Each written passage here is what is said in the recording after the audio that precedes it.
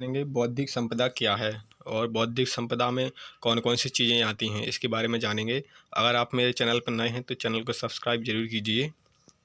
देखिए, जो बौद्धिक संपदा है, एक बेहतर भविष्य बनाने के लिए बौद्धिक संपदा अधिकार कल के युवाओं की मदद कर सकते हैं। विश्व बौद्धिक संपदा दिवस हर साल 26 अप्रैल को मनाया जाता है। यह दिन बौद्धिक संपदा के महत्व और उद्देश्यों को उजागर करने के लिए मनाया जाता है। विश्व बौद्धिक संपदा दिवस नवाचार और रचनात्मकता को बढ़ावा देने में बौद्धिक संपदा अधिकारों तथा पेटेंट, ट्रेडमार्क, औद्योगिक डिजाइन, कॉपीराइट की भूमिका के बारे में जागरूकता फैलाने का दिन है। विश्व बौद्धिक संपदा 2022 नए और बेहतर समाधान खोजने के लिए युवाओं की क्षमताओं को पहचानने की बात करती है, जो एक स्थायी भविष्य के लिए महत्वपूर्ण है। दुनिया भर में युवा अपनी ऊर्जा और सरलता, जिज्ञासा और रचनात्मकता का उपयोग करके बेहतर भविष्य की दिशा में आगे बढ़ने के लिए नवाचार चुनौतियों की ओर बढ़ रहे हैं। नयापन, ऊर्जावान और रचनात्मक दिमाग और परिवर्तन को आगे बढ़ाने में मदद कर रहे हैं, जिनकी हमें एक अधिक स्थायी भविष्य की ओर बढ़ने की आवश्यकता है। एक बेहतर भविष्य बनाने के लिए बौद्धिक संपदा अधिकार कैसे कल के युवाओं की सहायता कर सकते हैं। बौद्धिक संपदा क्या है? बौद्धिक संपदा यानी आईपी दिमाग की रचनाओं से संबंधित है, जैसे आविष्कार, साहित्यिक और कलात्मक कार्य, डिजाइन और व्यापार में उपयोग किए जाने वाले प्रतीक, नाम और चित्र। जो भी कोई आविष्कार किसी व्यक्ति के दिमाग से या बुद्धि से निर्मित होता है, वो किसी भी रूप में हो सकता है, या तो कलात्मक कला के द्वारा या कोई डिजाइन या फोटो या चित्र के द्वारा, उसे बौद्धिक संपदा कहते हैं। विश्व बौद्धिक संपदा दिवस 2022 की थीम। इस वर्ष विश्व बौद्धिक संपदा दिवस 2022 की थीम बौद्धिक संपदा, आईपी और बेहतर भविष्य के लिए नया बदलाव करने वाले युवाओं पर केंद्रित है। इसमें यह पता लगाना है कि कैसे ये नयापन, ऊर्जावान और रचनात्मक दिमाग सकारात्मक बदलाव ला रहे हैं। विश्व बौद्धिक संपदा दिवस 2022 युवाओं के लिए यह पता लगाने का अवसर है कि कैसे बौद्धिक संपदा आईपी अधिकार उनके लक्ष्यों को हासिल करने में मदद कर सकते हैं, उनके विचारों को वास्तविकता में बदलने में सहायता कर सकते हैं, आय उत्पन्न कर सकते हैं, रोजगार पैदा कर सकते हैं और अपने आसपास की दुनिया पर सकारात्मक प्रभाव डाल सकते हैं। बौद्धिक संपदा यानी आईपी के अधिकारों के साथ युवाओं के पास अपनी महत्वाकांक्षाओं को आगे बढ़ाने के लिए आवश्यक कुछ प्रमुख उपकरणों तक पहुंच है। विश्व बौद्धिक संपदा दिवस का इतिहास। विश्व बौद्धिक संपदा संगठन संयुक्त राष्ट्र यानी यूएनओ की 15 विशेष एजेंसियों में से एक है। भारत भी विश्व बौद्धिक संपदा संगठन का सदस्य है।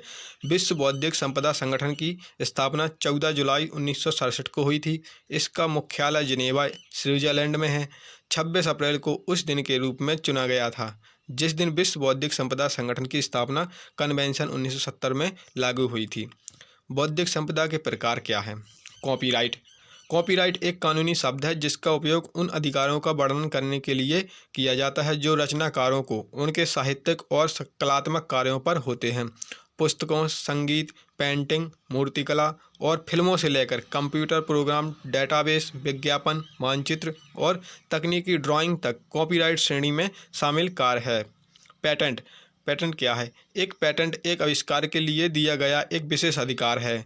आमतौर पर एक पेटेंट पेटेंट मालिक को यह तय करने का अधिकार प्रदान करता है कि कैसे या क्या आविष्कार का उपयोग दूसरों द्वारा किया जा सकता है।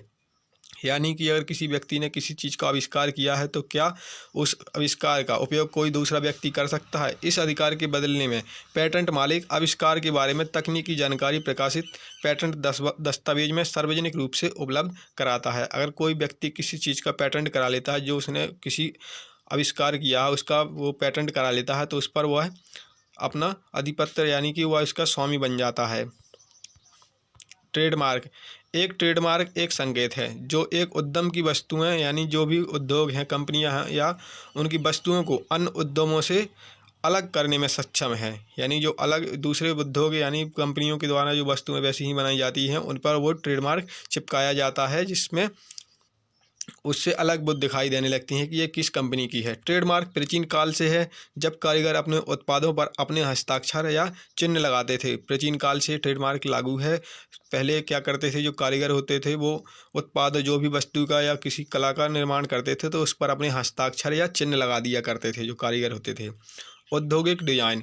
एक औद्योगिक डिजाइन एक लेख के सजावटी या सौंदर्य पहलू का गठन करता है। एक डिजाइन में ये त्रिआयामी विशेषताएं शामिल हो सकती हैं कि जैसे किसी लेख का आकार या सतह, या दो आयामी विशेषताएं जैसे पैटर्न, रेखाएं या रंग। इसमें यह कहा गया है कि जो डिजाइन होती है वो अगर किसी कंपनी ने एक डिजाइन को पेटेंट करा लिया है तो उसी तरह की कोई डिजाइन दूसरे कंपनी नहीं बनाएगी।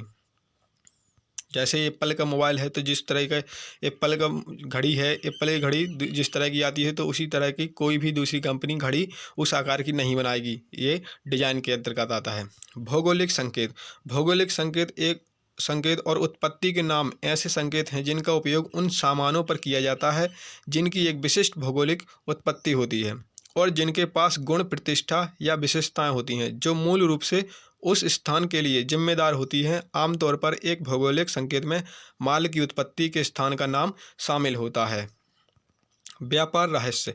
व्यापार रहस्य गोपनीय जानकारी पर आईपी अधिकार है जिन्हें बेचा या जिनका लाइसेंस प्राप्त किया जा सकता है। इस तरह की गुप्त जानकारी का अनधिकृत अधिग्रहण, उपयोग या प्रकटीकरण दूसरों द्वारा ईमानदार व्यावसायिक प्रथाओं के विपरीत एक अनुचित व्यवहार और व्यापार गुप्त सुरक्षा का उल्लंघन माना जाता है।